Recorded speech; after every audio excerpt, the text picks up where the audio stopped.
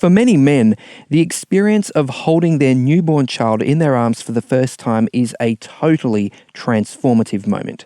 Nothing will ever be the same again. But the rest doesn't exactly happen automatically. There's no workshop manual for fathering. All most of us have is what our own dads taught us, and that can be a bit hit and miss at times. So what can we do to get this dad thing right? This is Signs of the Times Radio with Kent Kingston.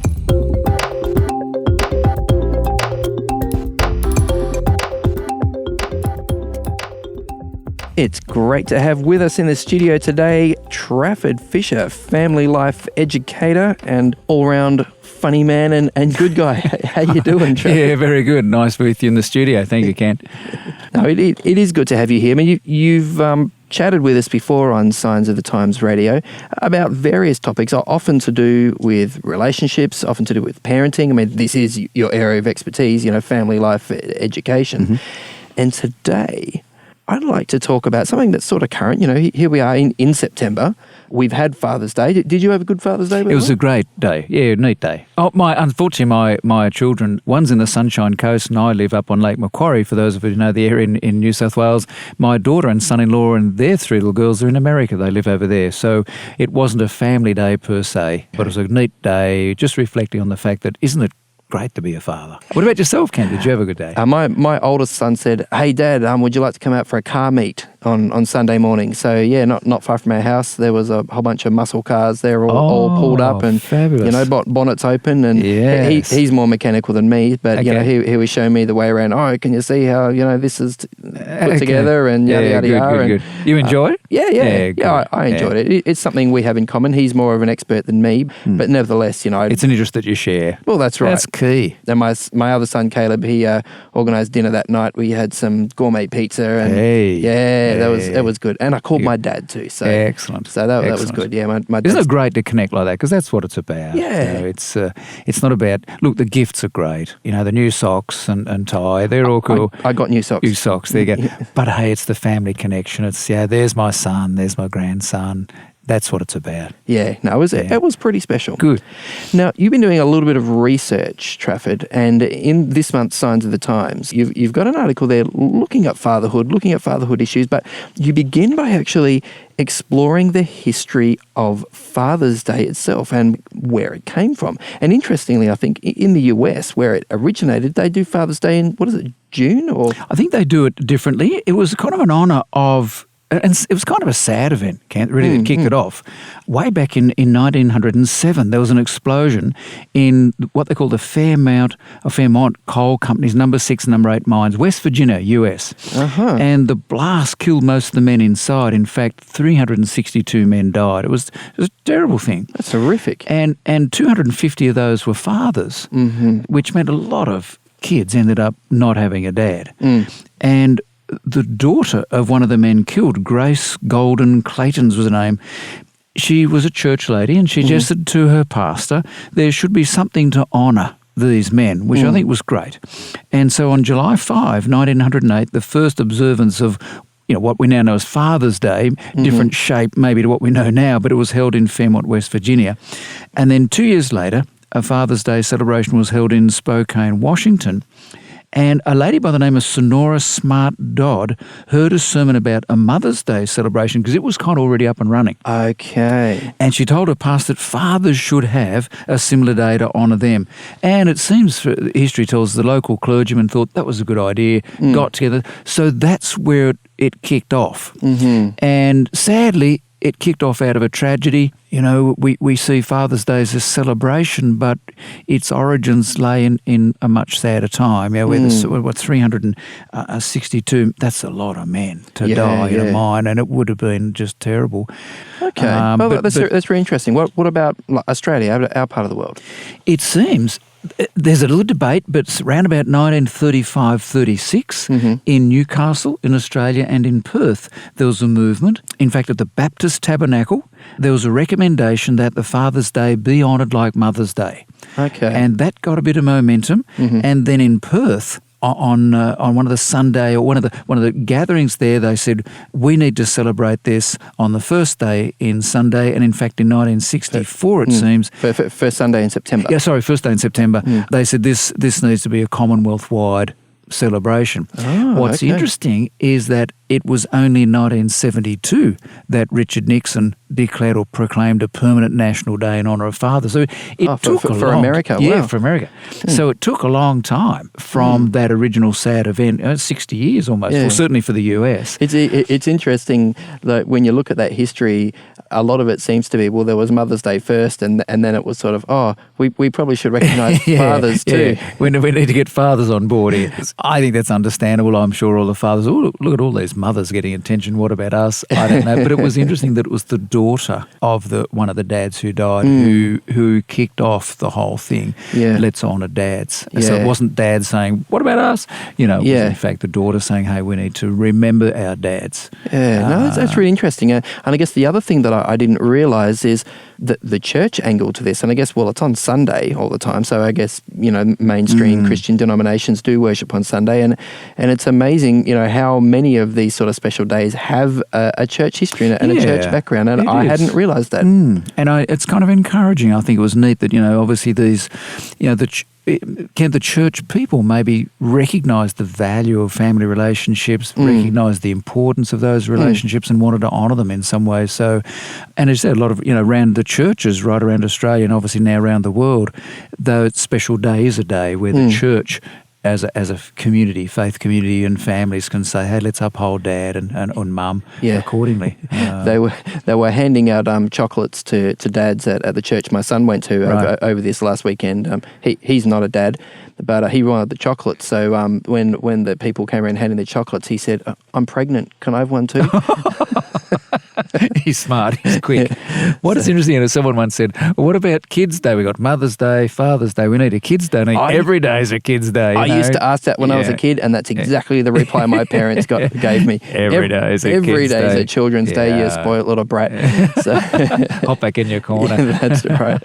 Now, in your article, Trafford, you've been looking at the research, as you do, various psychologists and therapists and, family life experts, and you found these 4 questions that you say dads need to ask themselves, once they've finished, being spoilt and it's back to the serious business of being a father. You say there are 4 questions that we need to ask ourselves in order to be better dads. Yeah. Take us through that.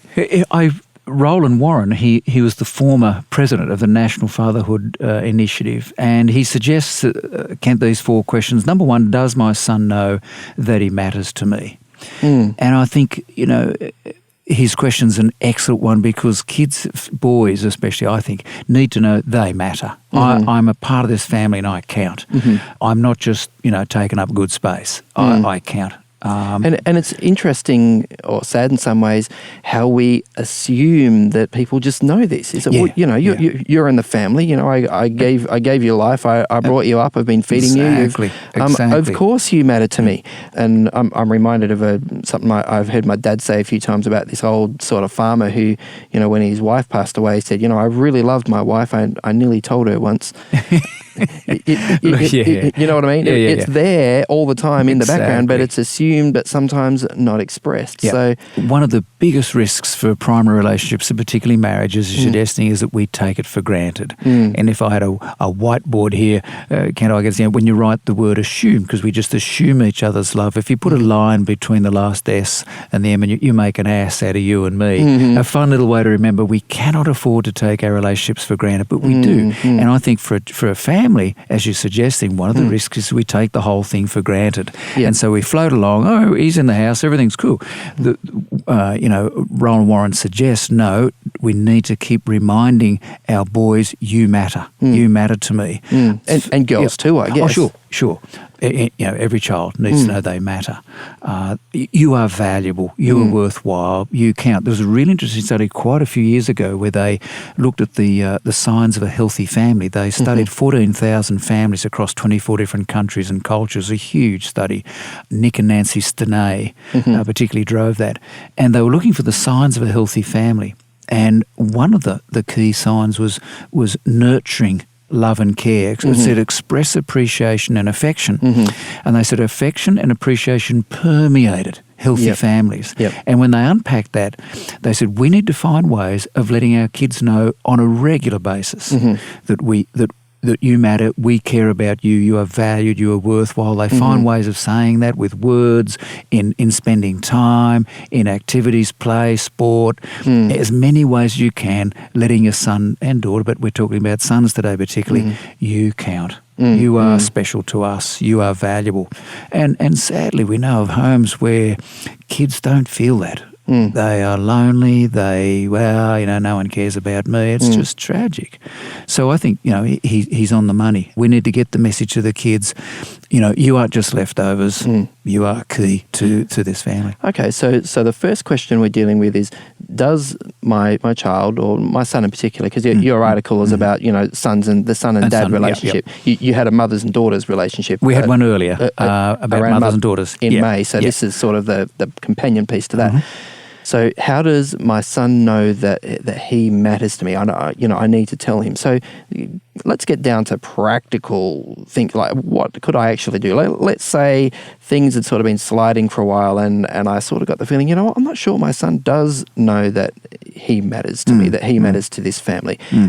How do I go about breaking that sort of negative pattern and start to making a change to something more positive?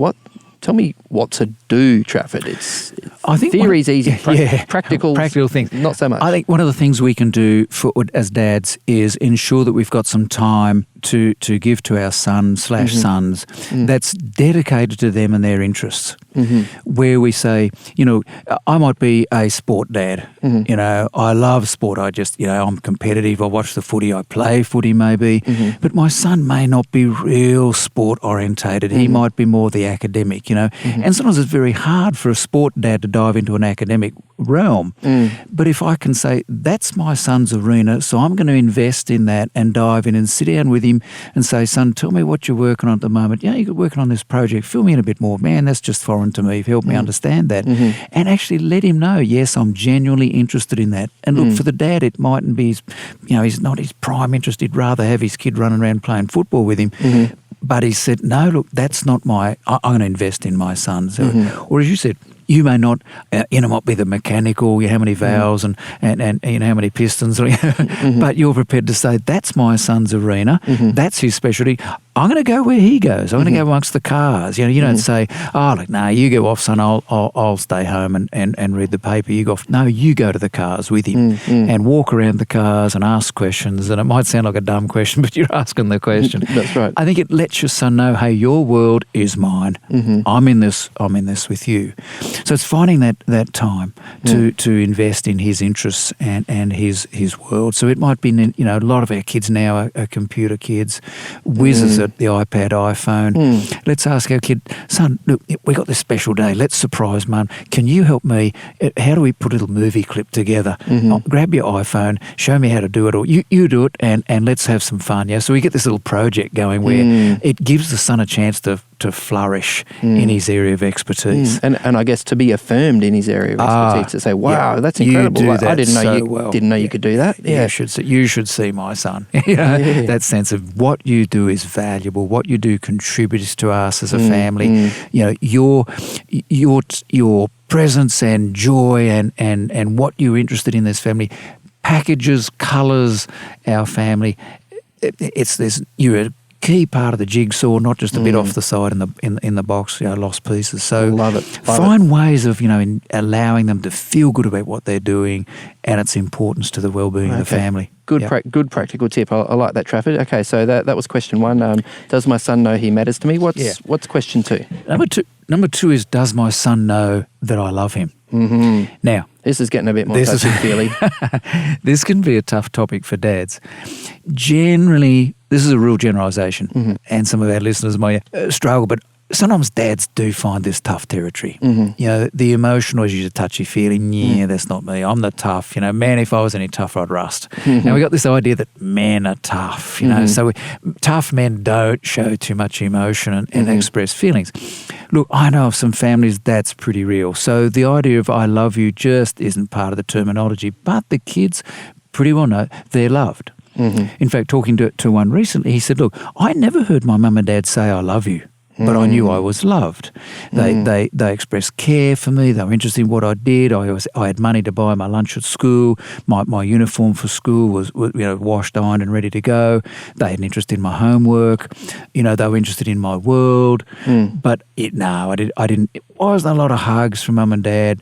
Wasn't a lot of I love yous. And yet I know of other families, very affectionate, very warm. I love you, son. Have a great day at school. Now, I certainly didn't grow up in a lot of verbal expressions of love like that. I think maybe generationally it wasn't so, And yet, again, I know families more so now that I'm familiar with where I love you is very much a part of the vocab.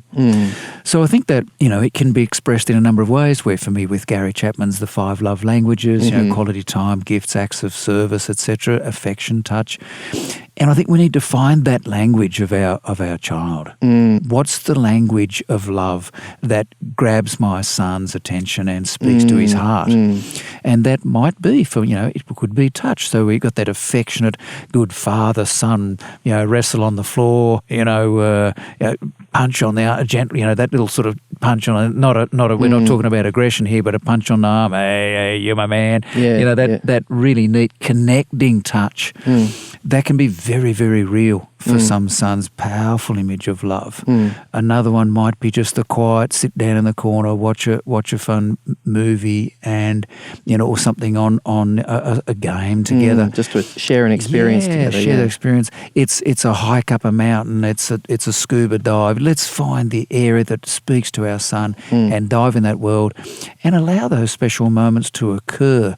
I think for me, Ken, if we can find it, like say we're taking our son to school, it's that little connecting time as we're driving. How you doing, mate? Is everything cool? Yeah, well, hey, Dad's interested in your world. A few little words like that. Yeah, you're special to us. And that's it. It's not this great, long, prolonged father-son talk. It's interesting because I've heard it said, and I'm interested in your opinion on this, that generally, and I'm saying generally because obviously there are exceptions and people don't fall into categories neatly, but generally women, when they talk to each other, can talk face-to-face, with a cuppa and get into some deep stuff. But a lot of men are uncomfortable with that, and they would much prefer to be exactly as you say, like driving somewhere, doing something, not actually facing each other. Both looking straight ahead.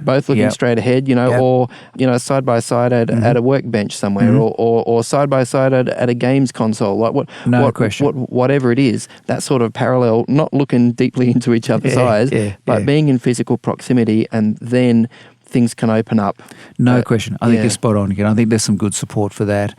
And our life, you just watch, you look. You're right. I think women feel very much more comfortable in the emotional feelings arena. Again, a generalisation, but I think it's true to say that women and girls just work a bit easy in that space. For men, it's a bit harder. I know mums who have realised this, and they said, it's really hard to get my boys talking about deep things, but if we go for a drive, you're doing 80 Ks down the road, they can't leave the conversation, They're there. Although I guess that's what earbuds are for. But, if they're trapped in the car, you're going somewhere, they want you to give them a lift, so they sort of have to be polite to you. And that's a good point to open up some of these issues, and they will open up in a way that they won't at home if you eyeball them. Yep. Yeah. And I think too, in fact, I came home on the plane last night from Melbourne, chatting with a lady who was sitting beside me, and we compared notes about our sons, and she made a comment about her son that she can say to her son, how you doing, mate, at school? Did you have a good day? Yep. How's everything going with your homework? Yep. Fine. Yep. And there's just this total lack of, whereas for daughter, they chat away for hours, And I think for some of our mums, they struggle with that sort of seeming silence, whereas some of our dads, we deal with silence okay. We're just comfortable and we're sitting there. But you're right, if we can take that chance just to check in, how you doing, and convey that message of love. Next question, Trafford. What's the next one? Does question my 3. son know that what he does is important to me? All right, these questions are sort of quite related, aren't they? And I can see that the solutions are often very interconnected, all the same. There's a lot of crossover here. But I think in this one, does my son know that what he does is important to me? The risk for a lot of our boys is that yeah, okay, look, I'm valued, I'm treasured, but I'm not very important because what I do isn't much. You know, I can't contribute financially to the house. I don't, a certain sense in which, am I really important? Am I counted? We talked about being valued, but this is a classic issue, isn't it? Where the dad has a certain career, for example, or we've always done this in our family, and that one of the kids goes out in a completely new career direction. They go a trade when the parents have always been professional, or the other way around, and it's a little bit hard to take sometimes. This doesn't fit the image. I'm aware kind of a particular. He was a dad, but he was raised by his grandparents. And the only time he got acknowledgement that he was a worthwhile kind of person was when he did a job, when he worked. And look, I'm not familiar with where his own parents were, but he was raised by these grandparents. And look, I'm sure they did their very best. But for this particular guy, he shared with me, he was only felt valued when he was doing a job. When he got married and had children, he found it very, very difficult to connect with his kids, to play with his kids, to experience that, because it was never modelled for him. But he would be up on the gutters, cleaning out the gutters, he'd be fixing the car, he'd do all this work. He was caring for his family. That's the way he expressed it, but the kids didn't sense that. The dad was always busy doing stuff. And so he felt good, he was personally feeling, I'm doing a contribution, this is how he was affirmed. But he missed the kids. The kids didn't feel that. And I think if we can just be aware of what messages and beliefs are we living out of, and what messages and modelling are we conveying to our kids when it comes to this world. And some of our kids, it can be affirmed for what they do, and that's value. Hey, you did a great job of that, you did a great job of that. That's important, but we also need to balance it by saying, hey, you are a great guy. In other words, we attach affirmation and we affirm our kids apart from what they do. Yeah. You affirm them just for who they are. Simply, you are my son, period, valued, loved, cherished. You are important to me. But we also, mate, you did a good job of that. We affirm them for what they do, particularly boys. The research is that we as men value affirmation. In fact, for our competence in particular. Because not just because we're a very special, lovely person, but because of our competence. Exactly. We as men are very often competitive, and we love to know we're doing a good job. One thing I just recently read, it was just very significant, came from the research by Shanti Feldon, and in a book called The Secrets of Highly Happy Marriages, she makes this comment. She says, you spoke to us about this before, and a few episodes back. She mentioned, and it just was really significant for me. She said, saying to a man, thank you, is equivalent to a man saying to a woman, I love you. Wow. And we as men love to be affirmed. And I think for our sons, mate, you did a good job of that. That's fabulous. Wow, look at the way you've done that. Oh, how do you play that game like you do? So we're affirming, letting them know they're important. But at the same time, we need to be aware that if we just affirm them and tell them you're terrific in what you do, that may send the message to them, gee, I'm really good when I do something worthwhile. It's a very performance-oriented, like conditional love, basically. Exactly. Wow. So if we can say to our kids, hey, you are special, you are valued, you are important to me, you're important to this family, apart from what you do. So we've got to find ways of doing that. So going back to practical, we can say again, mate, so glad you're part of this family, period. Love it. We don't attach it to anything. So there's room for both. In fact, there has to be that. Okay, all right. Mate, you are the best, Our time is ticking away, Trafford. What about fourth question? The fourth one was, does my son know I'm proud of him? Again, as you said, they're connected, but is my dad proud of me? So what I do, he's proud. And I think the way we can really express that is when we're in public with other dads and kids, we say, hey, have you met my son? You should see what he does.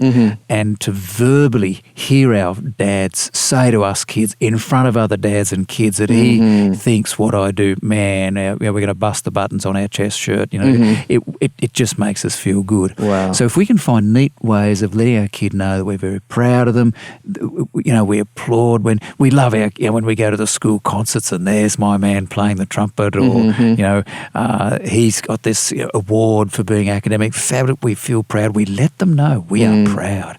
So we make a little fun certificate and we put up on the fridge, we are proud of you, son, for this. And we set a little surprise note that or you get a certificate and frame it and whack it on their wall. My son did this. I think just find neat ways, especially when the kids are small, and then as they get teens, again, we find some neat way of, I'm proud of you, son. Man, the way you rebuilt your motorbike. So against that affirmation and letting go. That is really fantastic, Trafford. Now, something that you didn't really cover in your article, but this is the extra, folks. When you listen to the podcast or the radio show, we get to go in a little deeper. You're concerned, Trafford, that in our Western society, we don't have a lot in the way of rites of passage. These sort of markers that go from childhood to adulthood. Can you unpack that a little bit? And your concern? It is a concern. As a kid, I'm in my 60s now, but as a child, 21. And you got the keys to the house, and they had these actual cards of this kind of key shape. Wow, serious, you'd been in and out of the house for quite a while. So it was 18, and 18 still, of course, in our society is recognised you're an adult, so you can go to war, you can legally drink, you can vote, I still find myself wondering, how does a boy say I'm now a man? What are the markers? And we understand in our early Australians culture, they would take the young boys out to the bush, and there would be some kind of sort of a ceremony. We know in some of our Pacific initiation, initiation kind of rite, and in our Pacific Islands, there was something kind of similar where I understand in New Guinea, the boys they would share the man house, and there would be a recognition that you are now. So we sort of cross this line, We don't have that. And a lot of our young boys, they've left home, 17, 18, they finish school, they head off. And I'm wondering, when a young man of that age says, am I a man? What do they measure? So some boys get drunk, or they drive their car at 200 kilometres an hour. They do some crazy stuff. I'm now independent. I'm a man. And so wait a minute, Trafford. I mean, how can you say we don't have rites of passage and then list all these things? Like getting a license for a car, like turning 18 and being able to vote, like getting your first job. How are these things not rites of passage? I guess that's not gender specific, so our ladies can vote as well. Oh, okay. They get a license as well. So it's not being right. So it's not something specifically about becoming a man. It's about becoming an adult, but not a man. Exactly. Okay, so it's just that little bit of difference. So yes, I'm an adult, but I guess I find myself asking, what's a real man look like in 2018? How do we answer that? And how does a young kid of 17, 18 answer that? And I just wonder whether it might be worth us as a society thinking around a bit more and really exploring that. And is there some way we can address that and answer that? And to be honest, I'm not sure. I understand there's some schools I'd love to look into. Well, there were some schools in Adelaide, South Australia, who are actually taking the teen boys out to a country kind of area, not doing anything kind of crazy or weird, but just talking about letting them understand you are about to move into adulthood. Let's talk about that journey. So they're actually raising that issue for the boys to think around. I admire that and honour that. It's funny that you say that, because with my two boys, we did the same thing when they were both around 13.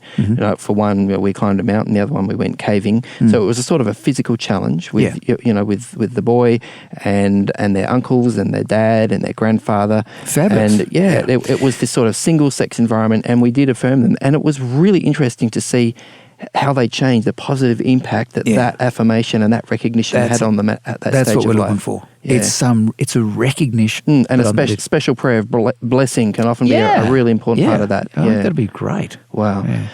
Well, look, Trafford, we're out of time, but I really do appreciate you being here on Signs of the Times Radio today. Thanks so much for your insights and your wisdom as one of the elders of our tribe.